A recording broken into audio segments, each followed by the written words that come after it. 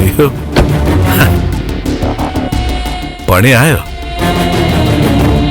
പണി വന്നാലും കൈകാര്യം ചെയ്യാൻ അറിയാം. അല്ല, വലിയ പണിയൊക്കെ വന്നാ കൈ നിൽക്കത്തില്ലേ? അങ്ങനെയുള്ളപ്പോ പണി വന്നിടത്തേക്ക് തന്നെ തിരിച്ചുവിടും. അല്ല, ഈ തലയുടെ പ്രശ്നമൊക്കെ തീർന്നോ? എന്താ? തലയ്ക്കെന്തോ പണി കിട്ടിയിരുന്നില്ലേ? മുറിവ് പറ്റിയെന്നോ തല്ല് കിട്ടിയെന്നോ?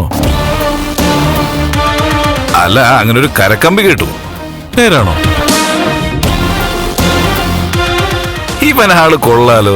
ത്യാഗരാജൻ എങ്ങനെ ഇതൊക്കെ മണം പിടിച്ചെടുത്തേ? ഇതൊക്കെ ആലോചിച്ച് അതിശയിക്കായിരുന്നല്ലേ?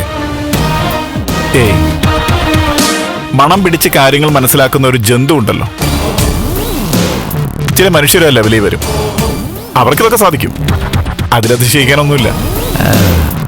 നീ പട്ടീന്ന് നൈസായിട്ട് എന്നെ വിളിച്ചല്ലേ? അത് പിന്നെ ആ പേര് തന്നെ പറഞ്ഞ ആ ജന്തുക്കൾ എനിക്കെതിരെ കേസ് കൊടുത്താലോ? അതുകൊണ്ടാണ് ഇങ്ങനെ വളച്ചു കെട്ടിയത്.